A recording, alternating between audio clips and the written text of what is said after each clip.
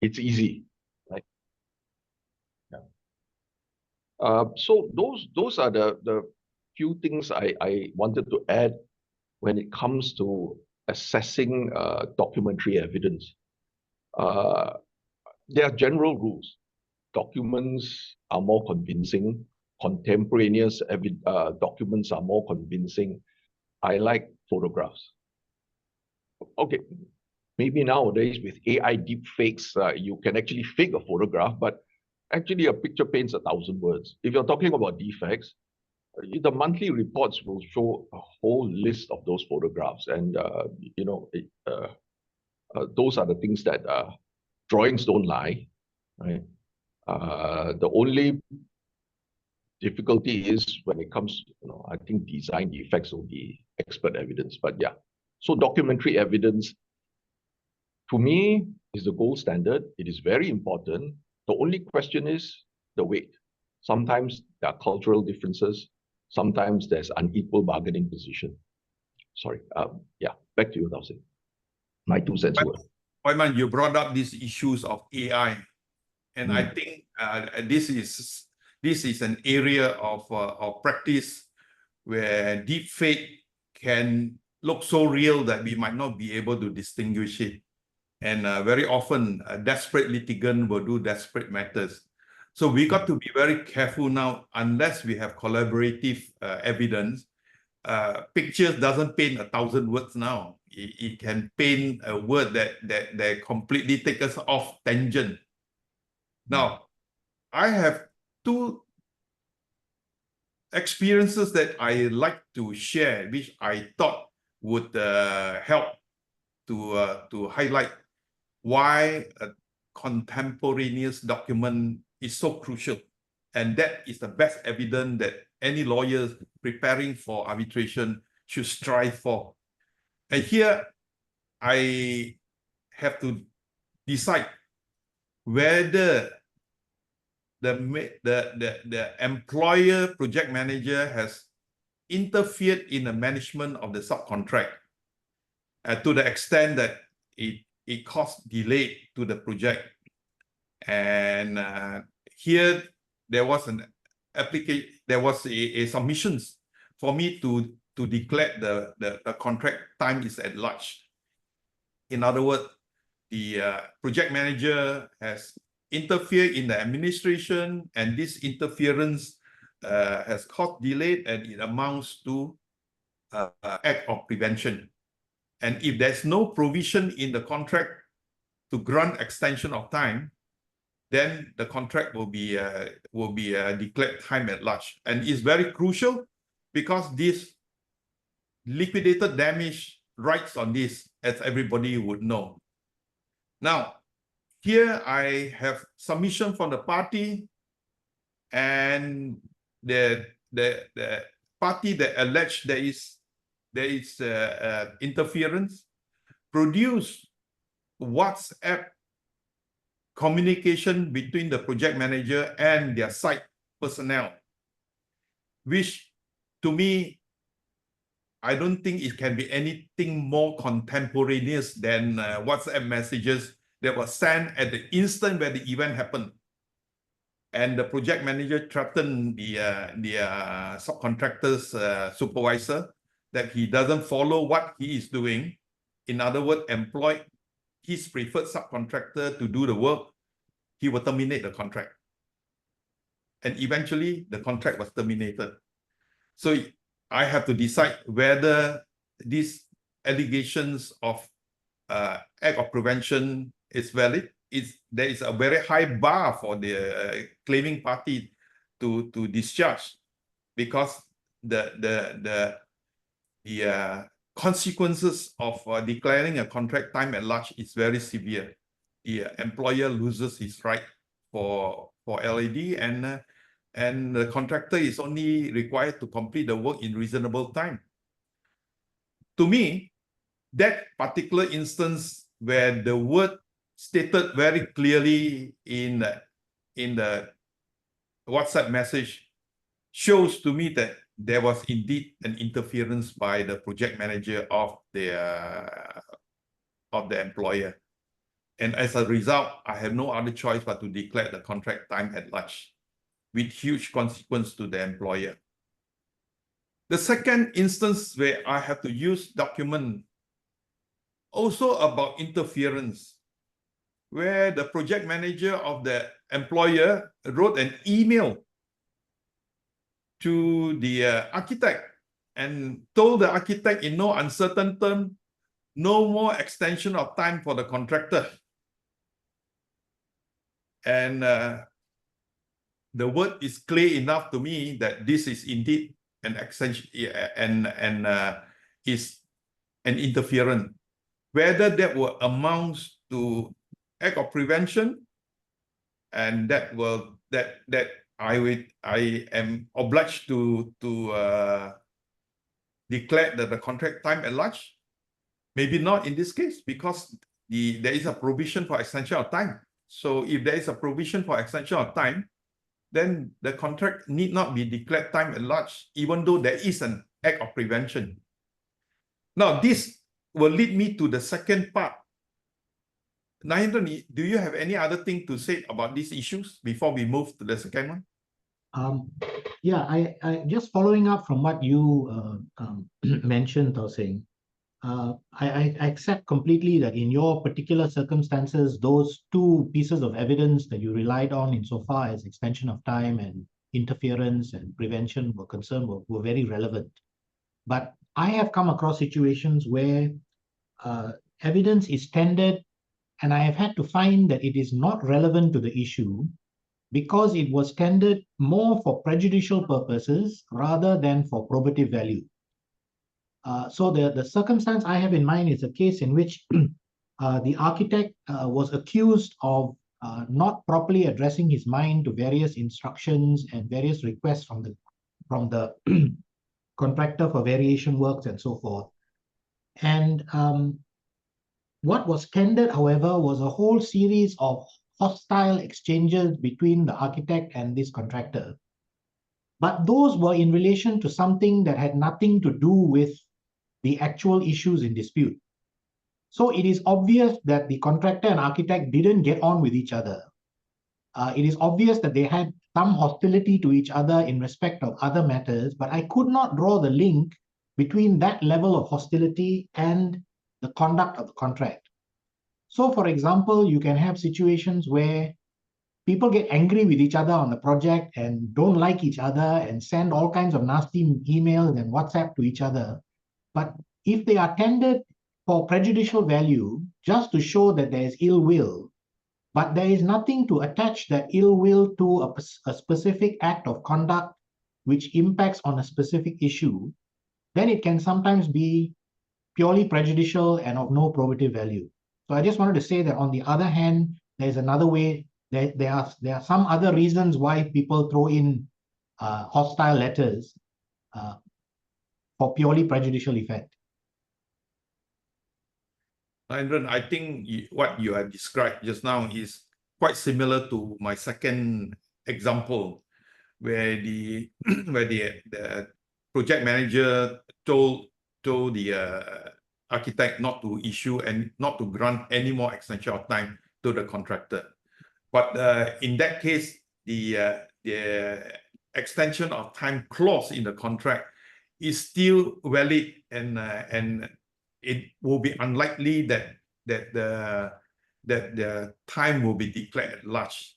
Maybe extension of time will be granted in that sense. Wyman, you have any other thing to add on? I think it's quite common as a tactic to throw smoke, right? But it is important to realize that, you know, if we've been doing this long enough, we can see through the smoke. So just because the architect and the contractor don't get along, or the architect really hates the contractor, it doesn't mean that the architect will not do his job. And so basically, we will ask very telling questions. We can't exclude that evidence. We can't say it's totally irrelevant, but I think the weight, the probative value will be very low unless you can show that that hatred somehow crossed the architect to act in a way that is uncontractual. So that link, we're looking for the link, you know. So basically, when you're actually doing your case and you're making your arguments, listen carefully to what, for example, Nahindran is saying. He's asking you to link the evidence to the breach. If you can't link that, then what sort of weight can we give to the evidence? It may be a full bundle, right? But if there's no link, then what's it for? To throw smoke. Yeah. Yeah, I think you're spot on. They confuse the issues. Hopefully, if you have a blur arbitrator, they might accept their argument. Now, coming to the second part of it, when my second example, I said that the claimant got hold of a copy of the or printout of the email message from the employer project manager to the architect. The contractor was not addressed in that particular email. How did he actually got hold of the email?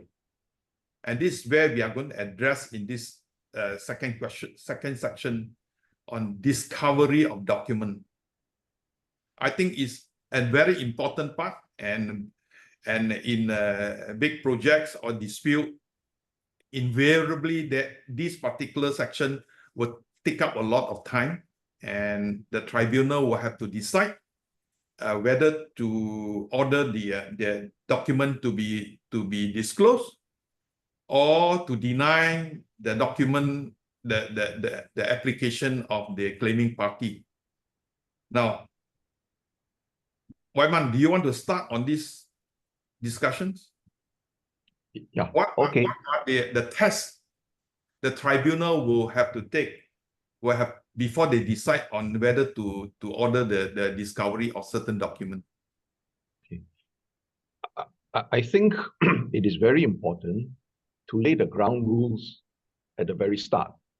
So at the first preliminary meeting, you've got to get the parties to agree on what are the tests and what are the rules applicable when they make an application for discovery, when they make an application to disallow a document because it's inadmissible. Now, my personal preference is to use the IBA guidelines on tendering of evidence in international arbitration. So if you look at Article 9, it tells you specifically how to apply for discovery, on what grounds you can choose to resist discovery, on what grounds that you can say a document is inadmissible. Everybody must be on the same page. Otherwise, when they make submissions, they will say all sorts of things. They will rely on authorities, which, bear in mind, the Evidence Act doesn't apply. The rules of court don't apply, right? As far as I'm concerned, I'm guided by the rules of natural justice, and I'm guided by the fact that I have to give parties a reasonable opportunity to present their case. Now, once everybody is on the same page, then things will move smoothly. Now, if you're talking about international arbitration, this is even more important. So when you use the word discovery, a lawyer from a civil jurisdiction will understand it to mean A. A lawyer from a common law jurisdiction will understand it to mean B. An American lawyer will think it means C. All right. So you have to tell them from the start that this is how we're going to do it. And you've got to give them examples so that they don't get carried away. Right? So from the civil law point of view, discovery is very limited. Common law, you're talking about relevancy. The American lawyer, you're pulling the plug. Right? So it's very important to set the ground rules. And when you make your order, your preliminary order, I always tend to use a Scott schedule. two-squad schedule for practical purposes. One is you make your requests for documents that you want. The other squad schedule is you list down the documents you think are inadmissible. And the grounds for saying that inadmissible are in the IBA rules. It's either not authentic, right? There's privilege. There is without prejudice communications, right? And these, so when all this is set out from the start, then everybody knows what to do. We don't want a situation whereby halfway through the proceedings, they are arguing about procedure. Yeah. And it's very important that these two issues, discovery and admissibility, are dealt with before the evidential hearing. Otherwise, it's going to disrupt your hearing. Yeah. So I think that's my 2 cents worth, Thaw. Back to you. Right. Indran? Thank you. I completely agree with Wei Man. I would just add the following things. Firstly, in terms of how I go about ordering disclosure, I agree that it is best to actually try and adopt some set of guidelines if you can. But very often the parties will not agree on the timelines, on the adoption of guidelines. And I also don't want to be bound by IBA rules or any other rules that they want to incorporate. So I generally say we will use the IBA guidelines by consent, but only as a guide. Sometimes they agree and sometimes they don't. If they agree and I use it as a guide, or if they don't agree and I must go back to first principles, these are the guiding principles for me. As you said, Wei Man, natural justice. The other guiding principles are authenticity of the documents, relevance of the documents, and weight of the documents. And I tend to order disclosure based on burden of proof principles. So if you know your case and you have pleaded your case in a particular way, then you can only ask for disclosure of documents that go towards proving what you have pleaded. And if you bear the burden of proof of pleading something, ordinarily you would have that evidence in some shape or form already. If I know for a fact that the other side, or if you can demonstrate that the other side has further evidence that would support your case, I would ordinarily order disclosure of that, subject to, of course, those documents being available. And if those documents are not available, but ought to be available, I will not order production, because you cannot order production of something a party doesn't have. But I will allow submissions to be subsequently made that, look, these documents ought to exist. You establish in cross-examination that they are being kept away from you or hidden from you, and on a balance of probabilities, invite me to draw an adverse inference. So that is the way I would deal with it. Insofar as ordering disclosure is concerned, I usually ask parties to give voluntary disclosure first. Then after going through the documents that are voluntarily disclosed, you may make specific requests for documents. I usually employ either a rate fund schedule or a stern schedule. Rate fund schedule, as you know, is just in portrait form, and stern is in landscape form. Or is it the other way around? I can't remember. But they fundamentally are the same types of thing. You set out your requests and your replies in different columns, and then I make my ruling in the last column. So that's generally how I approach it. That's it? Yes. Yeah. Okay, thank you. Now, from my experience, it is very common. Let me put it on silent. It is very common for litigants to seek for discovery of further document. Either they want this document because it is not in their possession or in their custody, and they have strong evidence that these are with the opposing party, and that they will use the IBA rules, like what Waiman said. The first order of business in a preliminary meeting is to get a party to agree on the adoptions of IBA rules in the event of the documents are required. Now, there are a few categories of documents that frequently is being asked. Number one is document which not in their possession and they think is necessary. Number two is internal document of the project team with the employer, which is not in the possession of the contractor or the subcontractor. Number three is document between the main contractor and the employer if the claimant is a subcontractor. Then you have cases where there are confidential concession agreement, which most of the time it will be with the concessionaire. Then there will be another category on privileged document, trade secret, and finally on official secrets. Now, we frequently have to deal with this document, and the most important thing is the document that they ask for, is it relevant to the issues that has been pleaded? Because we know in arbitration, in the common law jurisdiction, we no longer order general discovery. So your discovery has to be very specific. You must be certain what you want and state it in precise term what you want and from what period to what period. Don't try to ensure that you ask for document over an entire duration of the project when the document you wanted is only in relation to the discussion on extension of time, for example. Because if you try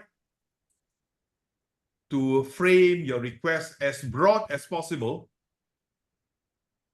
the natural inclinations of the litigants on the other side will say they are going on the fishing expeditions because they don't know what they want. They're just hoping to fish for information that they can use to strengthen their case or to rebut their claimant's case. Now, so the test, in my opinion, is number one, whether it is relevant. If it's relevant, whether it's in the possession, custody, or control of the party that you are seeking the document from. Especially document where the party that you have seek the document, they say, I don't have the document. But being the employer, they can actually order the consultant to produce those documents.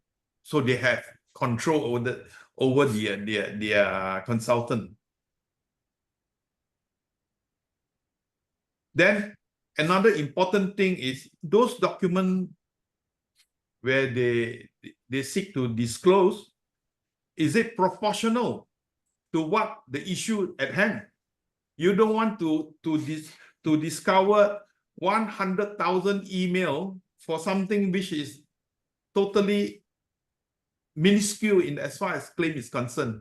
And if that is the case, the tribunal can actually refuse their application for discovery.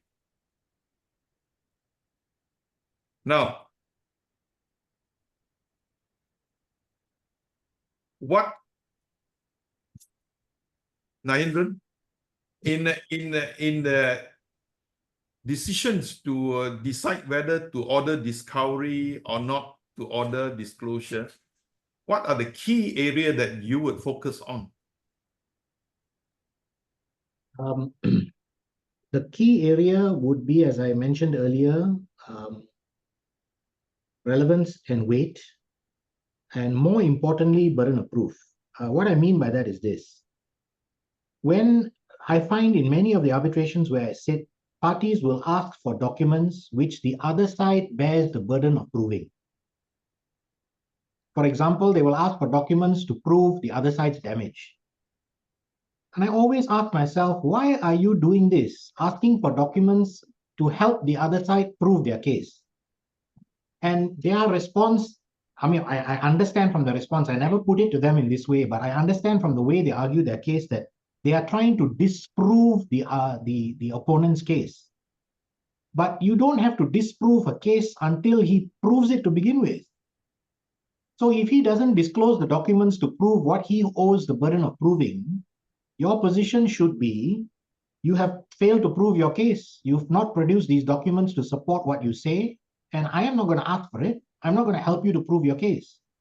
So a large category of documents can actually be excluded if parties are quite focused on who bears the burden of proof of a particular thing. The others are, as you mentioned, Thaw Seng, do the documents exist? Are the documents authentic? If there is a challenge to authenticity, it must be resolved, but only during the course of the arbitration. So I will order production of the document, subject to the challenge to authenticity. I find that in most cases, authenticity is not in dispute, because authenticity only comes into dispute where there are allegations of dishonesty or fraud. That is quite rare in arbitration. It happens, no doubt. Falsifying documents sometimes happen. I say, never mind, put the document in, subject to your reservation, cross-examine later on, and we will decide later on whether the document is authentic or not. And then the rest of it is relevance to the pleaded case, as you mentioned, Thaw Seng. Proportionality, another issue. If it is you're asking for parties to go to dig up documents and produce documents from their PC and print out tons of documents, etc., when there appears already to be sufficient evidence on record for you to advance your case, then it is not proportional to force another party, and sometimes it's used as a tactic to force you to spend so much time and energy digging up evidence which is not proportionate to the issue that needs to be proved. And those are matters that are found in the IBA guidelines, in fact. Right. Waiman, anything to add, Waiman? You are muted. Sorry. Basically, when I make my decision on a discovery application or an application to dispute admissibility, I'll just go down the reasons in the IBA guidelines. They're actually very, very good, right? And when I give my reason, I will say I rule based on this particular provision. So if you actually look at it, it's actually lack of sufficient relevance, legal impediment of privilege, unreasonable burden to produce, loss or destruction of the document, grounds of commercial or technical confidentiality, grounds of special political or institutional sensitivity, consideration of procedural economy, proportionality, fairness, or equality. You see, these guys, they've been discussing it for years upon years. I think this is the 3rd or 4th edition. I don't think they have left many things out. So yeah, I will just go down the list. And the rules are very useful. Indran, when you say some of the parties, they refuse to adopt, I mean, I don't want to use the word, but, as arbitrator, you can actually arm twist them a bit, and they will say, okay, it makes it so much clearer. And there are only very limited grounds to actually resist production. And it's all there. You have to fall within one of them in your Redfern schedule. Yeah, and that's what I insist. Your grounds must refer to the IBA guidelines. If you've got any special grounds, you can, but you tell me that it's not mentioned there, and I will consider it based on natural justice and procedural fairness. Yeah. No, So that's how I agree with you. Yeah. I agree with you. I think for sophisticated parties who are familiar with the IBA guidelines, it's very easy. More often than not, they agree because there is, as you say, a great deal of utility and clarity to how they approach it. But when the parties are not so sophisticated, or one party is sophisticated and the other party is not so sophisticated, they get very nervous because it is something that they never anticipated when they agreed to go to arbitration, for example, under the MIR rules, or or some other set of rules, or even the AIAC rules, because the AIAC rules are not so specific. And so a certain level of nervousness creeps in. And when, again, you got to read your parties, and give them the sense that you are not being too short shrift and stern with them, so that you gain a level of cooperation. Otherwise, a lot of good arbitrations can go awry because parties begin to sense the arbitrator is very hostile to me, and then they are not cooperative, and then it gets out of hand very quickly. So a lot of it is judgment, which has come from experience, because I've made my own mistakes in the past. And so, yeah, I agree with you. It is a good thing to have, and I try to impose it where I can. But when I can read the room and people are very unhappy about something, I try not to push it, especially at such an early stage. Agreed. All right. Now, very often when there is an order for disclosure of document, and my experience is some of the document will be disclosed, and the confidential document, even though you said in your order that this is relevant to the claim and they have to disclose this document, but when the party received the document is heavily redacted. There's one instance where concession agreement for a project where it was 75% redacted, all the relevant item redacted, and the party came back to me and said, look, Mr. Arbitrator, what can we do with this? There's nothing for us to rely on.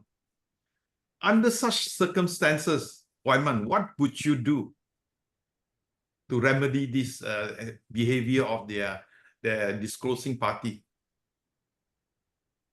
I think it depends on what the document is and what is the purpose of the discovery. So I had a case where, I think they wanted the basis of how the project was given to them.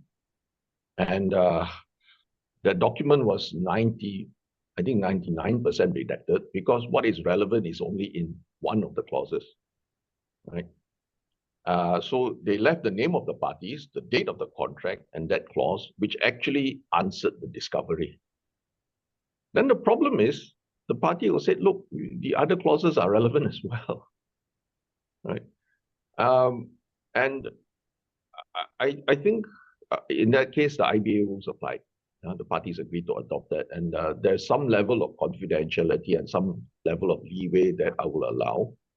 And unless there are very compelling reasons to do so, depending on the nature of the document, I will take a look at it and I will decide, because without taking a look at it, I cannot. There are some documents I will not look at. For example, if one of the litigants is Kentucky Fried Chicken and it's their secret recipe, then I won't, right? But in a lot of the cases, I will actually look at it and then decide. There are some people who say that you shouldn't, because when you look at a document, you will naturally be influenced by it. Now, if it is an admission of liability, then maybe not. But if it's a contract, I think I would. Because I think in this day and age, there's no longer jury trial where issues of fact are decided by laymen. Because as arbitrators and as lawyers especially, we are trained to unsee inadmissible documents. We are trained to ignore them. So I would take a look at first of all, they must convince me that it is very relevant. And the relevancy will surpass the confidentiality of the document. Then I will take a look and I will decide. That's how I would approach it, Thaw. All right. Indran, you have anything to add? I know similar approach. I would ask myself this question. Look, why is this confidential document or trade document containing a trade secret? Why is it necessary? What issue does it deal with? If it is produced and it is redacted, could the redacted provisions be relevant? And sometimes looking at the document and the structure of it, you can already see that, look, these other provisions are of no real relevance. Then I will not order the document to be unredacted. So I would usually call the parties in for a discussion when it comes to very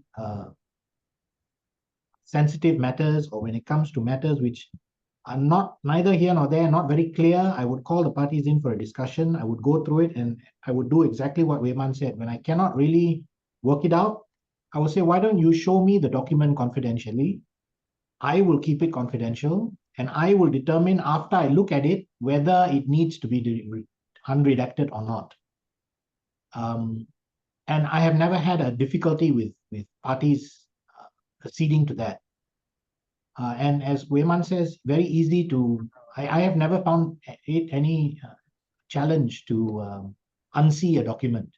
Because at the end of the day, I've got to reason out the award. And when I write the award, I know I cannot refer to this document, so my reasoning cannot take it into account. And therefore, I need to see whether my reasoning makes sense. And if my reasoning doesn't make sense, then I won't issue the final award in that way. All right. My experience with dealing with this so-called confidential document, a lot of time those so-called confidential documents are not confidential in substance. They are confidential because they don't want this document to be in the public domain. If that being the reason, and I have ordered the document to be placed with the opposing counsel's office in his own counsel's office, and the opposing party can actually visit and look at the unredacted document, but not taking copies of it.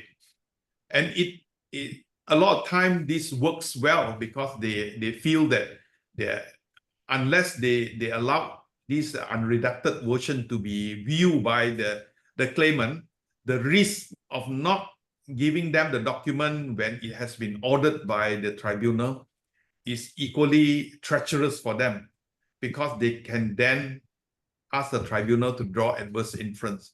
So a lot of time, this sort of fear in the party, they might willingly allow unredacted version to be placed in their counsel's office, and you can come and look at it and satisfy yourself, take notes, but no copy. This is what I have done, and it works sometimes. Do you allow cross-examination based on what he has seen? Yes, because they taken note of it. They can use it. And so far, no further issues have arisen from there. And I think it solved both parties' fear of not wanting the document to be in the public domain, and fear of not being able to see what is actually stated in that particular confidential document. Right. So that pretty much we will finish on the disclosure of document. And unless you have any other thing to add, I think we have covered most of it.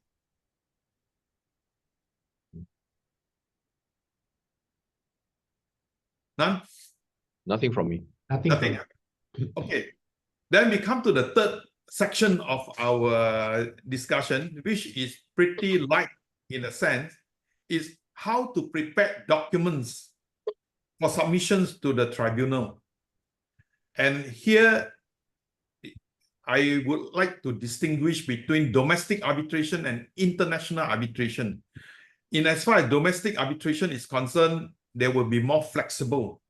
If the tribunal wants a hard copy of the document, he may just request for a hard copy of the document. But usually, for me, I will only request electronic copy of the document except the core bundle. The core bundle, I would like to have a hard copy, but the rest of the document, it will be in the electronic copy. And properly indexed and paginated in a searchable PDF format, so you can search the bundle of document. And before the trial begin, I will usually instruct the two party to load all the documents, every document, into a hard drive, and hard drive will be given. A hard drive will be given to the tribunal. If there are 3-man panel, we have 3 hard drives with all the documents that will be used for trial. And it has worked well. If it's international arbitration, there's no question, it's only electronic copy. I don't think any international arbitration, they will ship boxes of documents to the tribunal. Not rightly. I don't know about Wyman's experience. Wyman? So far, most of my recent arbitrations, I'm talking about 5 years, they don't involve hard copies anymore. Right? The advantage of soft copies is that it's really mobile, right? Parties now have screens in the arbitration. So instead of, when you refer a document, you put it on the screen so that you don't need 5 copies floating around and telling everybody to move to bundle whatever, page whatever. Core bundles, to me, are a must. Normally, it will be good practice to put it together with your witness statements, and then you give a supplementary core bundle when you put in your written submissions. I think the strength of having all the documents in one particular hard drive is that when parties put in their written submissions, the hyperlinks are extremely useful. So when the party says, I submit that extension of time number 2 should be granted, and then at the footnote, you see extension of number 2 is at this bundle, you click on the hyperlink, immediately the page comes out, right?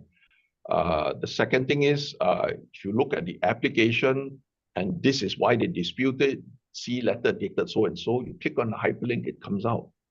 So this makes it extremely useful for an arbitrator, but there are instances where one of the members of the tribunal, maybe more, is very old school. Everything is in hard copy. But so basically you have to give him the hard copy. It's just that it's not wrong. It's just that they're not used to using hyperlinks. They're much more comfortable actually digging up the bundles and looking at it. But as for my preference, it is soft copies. You see, from a practitioner's point of view, the time spent and the cost of scanning a document into PDF and photocopying a document is exactly the same. It's just that the PDF, it lasts forever, and you can replicate copies at the click of a button, and you can send it around the world at the click of a button, and it's in real time, So it really is making sense. And I think the trend, look, 20 years ago, there was no such thing as soft copies. Right now, I think my experience is most of my recent arbitrations, most of it are soft copies, unless one of the members of the tribunal specifically requests for hard copies. So I think it is going in that direction. That's what I feel. That's what I feel. Not all cases, but I think it's heading in that direction rather quickly. Indran? I agree. I must confess, I was not fully tuned into this idea of working purely from soft copies until I sat with first Thaw on one matter, and then I sat with Wyman on another matter. and I recognized their proficiency, then I thought to myself, I better learn some of these things myself. So, and you can pick it up quite quickly.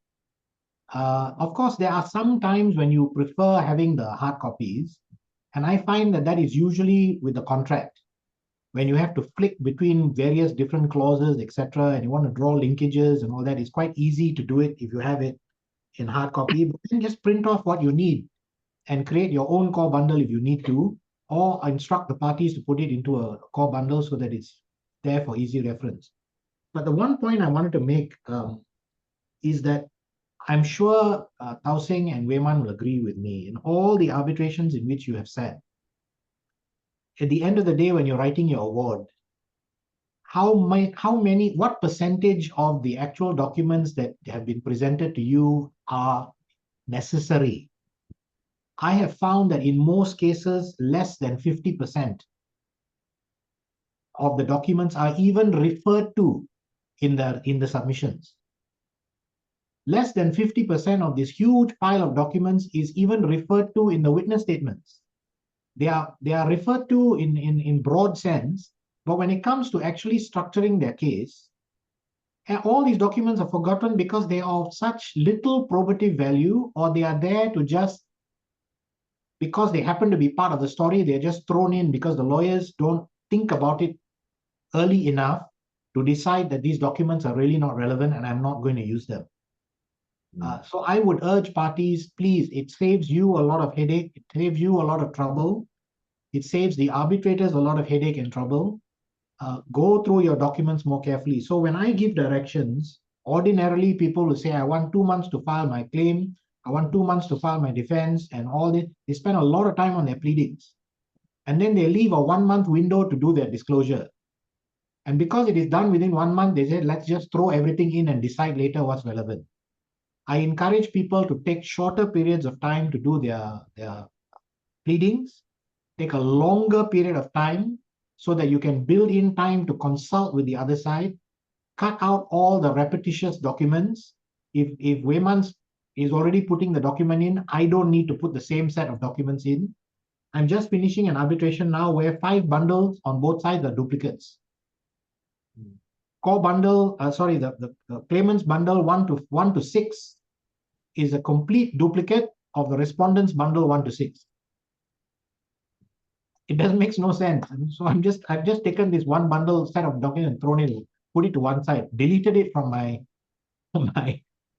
core trial hearing documents because it's just repetition. And I may as well in my award only refer to one set of documents rather than pick from both sides. So I think that would save a lot of time and hassle if parties spend more time removing duplicates and removing unnecessary documents. Indran, you have been very generous to say 50% of the document being used. My experience, 10% being used because a lot of time are repetition on that same document. So the crucial document are always the contract document. That is where it gone through multiple references, but the rest of the document are not. So I agree that we should actually adopt this green agenda and move on to electronic copy. You can save it any number of years if you want to, and you don't have the storage problem, no logistic problem. And I have one arbitration, the boxes of document, 100 over boxes. I got to hire a place to put the boxes because my house cannot accommodate the whole lot. So you can see the logistic problem that we are facing on hard copy. Now, as far as some senior lawyers is concerned, well, they can be trained to do to adopt an electronic document and as a primary form of documentations. And as far as Indran's, your suggestion that you need to open a few tabs of the document, say on clauses of contract, but I have one computer, I can open many tabs under the Google. So you can same document you open many times, so you can still refer to it without having to have a hard copy. Now, coming to using a soft copy, I just want to raise one issue on the submissions of the document. Let's say there is a timeline for the document to be submitted. When do you think this document would have been submitted to the party and to the tribunal? Is it the time where they leave the document in their cloud service, or document too large you cannot email it to the party? What do you do when you have situations such as this? Have you thought of this matter? Wyman? I put it in the procedural order. I'll ask the parties, how many bundles do you have? Do you need to use cloud computing? Okay, or is email enough? And they will invariably say cloud computing. So the timing will be when they send me the link that I can click. And once I click it, it will open up Google Drive or some other cloud platform, and I'll be able to access it. If there's some glitch, all right, I'm usually quite forgiving. It's a technical glitch, nobody's fault, right? But things like this, you're late by 1 or 2 days, usually nobody will make any issue of that. But like as I said, if it is email, it is the date it comes into my inbox. If it is cloud computing, it is the date that I received the link by way of email. I would say that, and it should be stipulated in the procedural order. Likewise for me. So long as I receive notice of where the document is and I'm able to download it, I take that as the notification as the date of filing. If there are difficulties, apply for an extension of time. Ordinarily, I will grant it if it's 1 or 2 days. If it's very late, then there must be an adjustment to the procedural order. And if that needs to be done, I will adjust the procedural order, but I will reserve the question of cost. All right. I have one arbitration where I was referred to one of my co-arbitrators on the UN conventions on the use of electronic communication in international contracts, where Article 10 state that the time and place of dispatch and receipt of electronic document. The time of receipt under Article 10 sub 2, the time of receipt of an electronic document is the time when it becomes capable of being retrieved by the addressee at an electronic address designated by the addressee. So in this case, would you consider leaving the document in the cloud with the link emailed to you considered to have satisfied this requirement? Indran? Yes. It has? I would think so. I mean, if you send me an email to say the document is now available for download from this particular place, whatever it may be, Google Drive or whatever. And if it is capable of being downloaded at that point, I will take it as that being the date. Now, of course, I may not download it straight away. I may wait until the next day. Maybe the next day I'm in court. I will then try and download it. But if I can download it, the assumption would be that if I could do it on Monday, likelihood is I should also have been able to do on Friday when it arrived.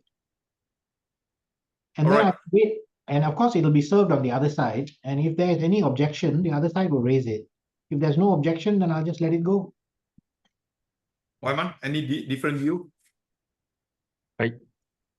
I would refer to the Electronic Commerce Act, Section 21. It talks about receipt of electronic information.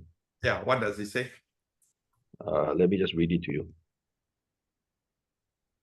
Unless otherwise agreed between the originator and the addressee, an electronic message is deemed received where the addressee has designated an information processing system for the purposes of receiving electronic messages, when the electronic message enters the designated information processing system, or where the addressee has not designated an information processing system for the purposes of receiving electronic messages when the electronic message comes to the knowledge of the addressee. So in this day and age, from the start, procedural order number 1, you have to state what your email address is.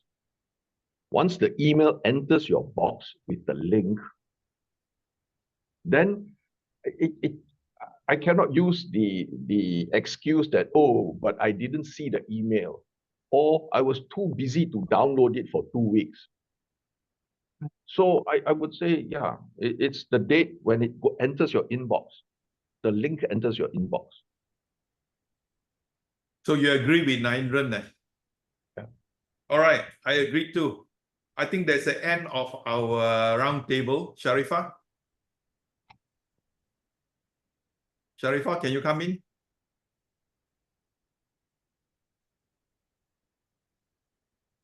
Nobody? Sharifah, we have finished our roundtable discussion. If Sharifah is not there, if anybody has any questions, maybe you could just come online and ask the question. Yeah. If you have questions, might as well give direct to us rather than through Sharifah. Yes. Identify who you are. Just unmute yourself.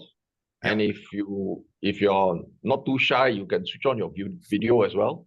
If you want to show us your face, well, we won't complain.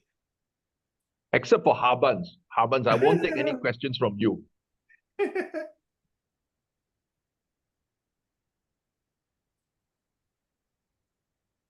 No questions, it appears. Yeah, no. Is there any question appeared in our chat?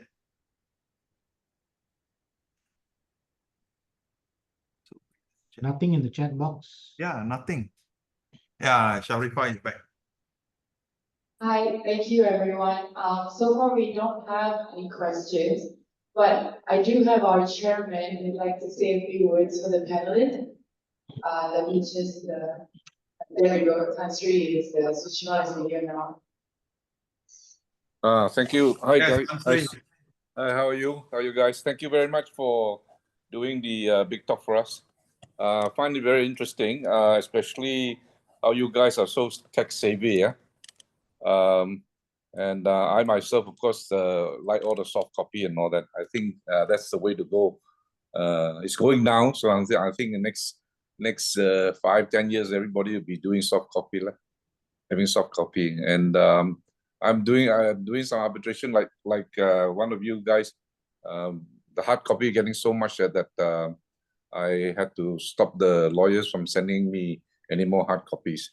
It's just too much taking up space.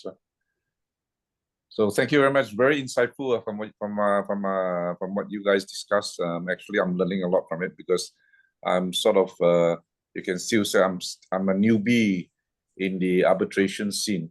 So thank you very much for joining us. Thank you. Thank you. Our pleasure. Thank you, everyone. No question, huh?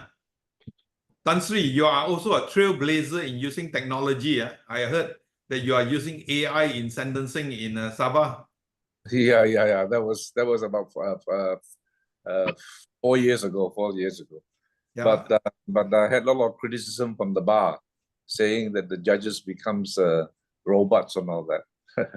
But you'd be surprised what's happening in China. Actually, in China, they have, you can go to the kiosk and tell them the asking questions, and they give you the answer. Your legal, practical legal advice.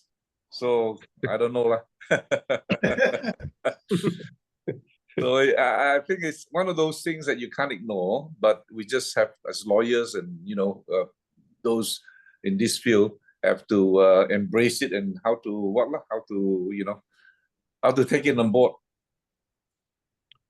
I think most of us were forced to learn. Yeah. Right. Yeah. Most of us were forced to learn. It's just that it goes against the grain of how we were trained. When we were trained, it was just law books, Yeah. Malaysian Law Journal, All England Law Reports. Yeah. And it was so nice, going to the library.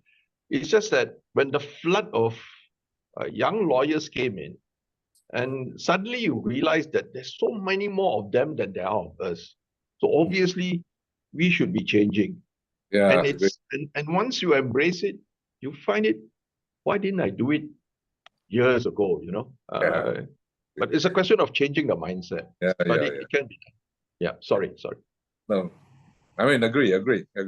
Now you can, I mean, I remember when we tried to get the courts, the lawyers to do e-filing in 2007 in those days.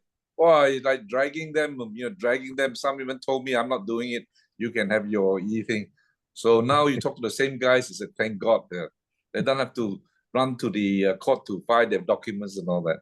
So, that's how it is. Yeah. Okay. All right.